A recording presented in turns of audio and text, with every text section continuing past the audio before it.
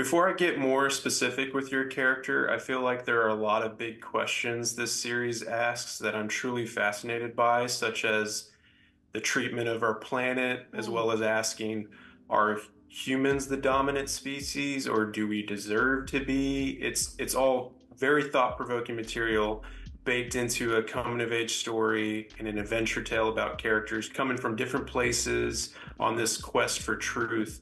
Of all the series' big questions and ideas, what were some of the biggest moments for you after reading the material or watching this series? Okay, well, first of all, Preston, I just have to say that you win the award for the deepest, most thought out question. I'm super touched that that's a takeaway that you had, and I hope that a lot of people have it because I think that is a really important message, and I think it is a really important question. And I don't know that we know the answer to it, but I think it's one to keep asking. I think as we struggle in our society we continue to struggle with what is community. We have combative communities, we have divisive communities. I think, offering the idea that we can get beyond that and potentially find family, find commonality, find love, find support in things that are different or not what we expected or not our flesh and blood, and call that found family and understand that that is what survival needs to look like. I think that is a deep message that's also in there. For me personally, playing mother and examining like my own journey as a mother, as a single mom. I now have a 26-year-old, and I think a lot of my time spent parenting in a really mindful way, even when my daughter was very young, that by the way has paid off for me, is that I really wanted to balance that need to supply her with a great expansive toolbox to excel and succeed in life on her own, but then also to let her do it. And that moment of separation is really huge and really hard for many mothers, friends of mine. And so I think that's in here too, is, just that kind of compelling relationship between a mother-daughter, even though this mother happens to be a robot. Right.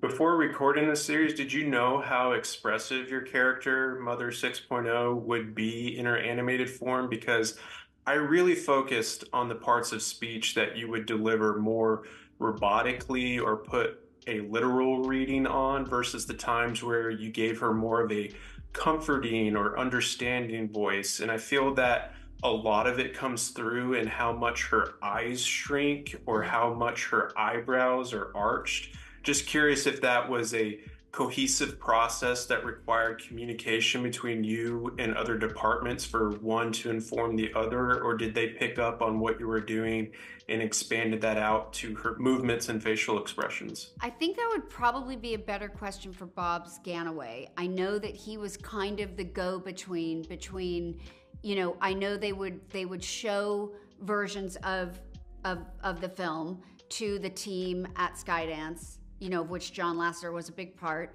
Then there would be notes that would come back, and we would maybe address, let's change. Sometimes it wasn't even change what I did, but let's just change the line of dialogue completely. Like, let's just rewrite what this is. And they would come with a new set of dialogue. And then that dialogue would go back to the animators, and then it would go back and forth. I honestly was never really privy to what she was going to look like, how she was going to move. So the subtleties that you're asking about, that probably happened more on the animating and producing end. If it applied to me at all, it would have been in Bob's coming back and saying, hey, let's try this line a little more robotic, or let's try this line a little more emotional. But I didn't ever know how that was getting expressed in her face. But I can say that now that I've seen it, which is just recently, like everyone else, I do think she's really charming and cute. And I agree with you about her eyes. I mean, it's pretty amazing. Yeah, the one scene where I really felt that came through, outside of things that happen a little further down the road in the series, is a moment when she sees Eva as a child coloring on a wall or a pillar that Mother says, "I'm gonna have to wash that off." Yeah. But it's a picture of them together, and Mother kind of stops in her tracks a little bit, and I just Yeah. kind of clocked her eyebrows and her eyes. That's one of the things I love about animation. Also, is just this team of masters that it takes to artists really Yeah. to execute all of that, and how it takes this big team of people a long time to finish a project. It's sort of an amazing example of delayed gratification. Yeah, I loved it because it felt like there was like this subtle desire for her to want to be human or have a genuine relationship that goes beyond her programming. Hmm. And I don't know, there's a lot more to this show that's on the surface, and it's so fun to read the text that's in between the lines like that. Oh, great. Thank you. I love that. That's the best thing I've heard. Yeah. Correct me if I'm wrong, but your first voiced character was Mel in The Other Mother in Coraline. Is that right? I'm actually all the mothers in Coraline.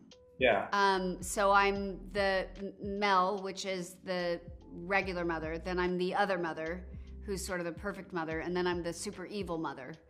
Right, Yes. right. Yeah. And I don't know if that was my first.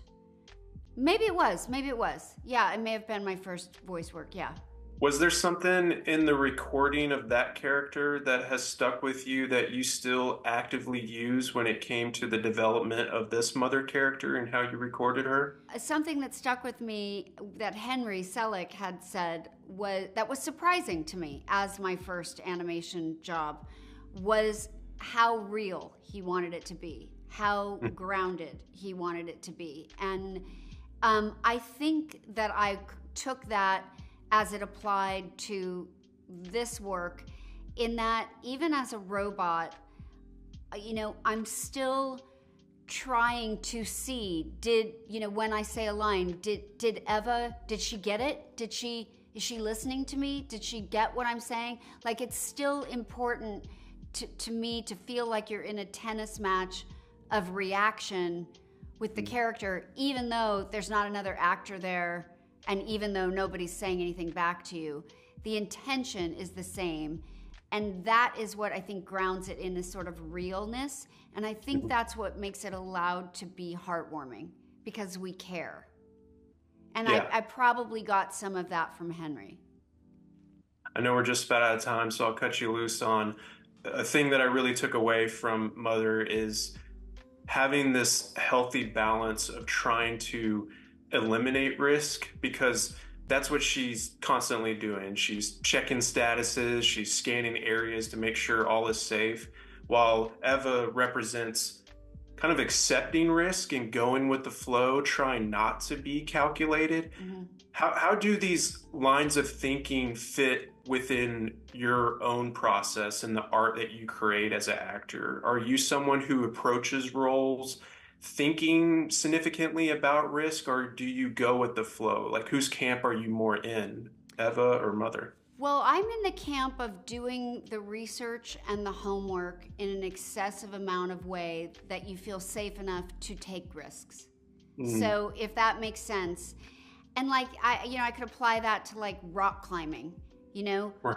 go rock climbing, but don't go rock climbing without having got the right shoes, got the right gear, gone to the gym, practiced a lot, learned how to belay, know what you're doing, and then go rock climbing. You know what I mean? Like, so that's kind of how I go through life, and that would be my takeaway from that scenario.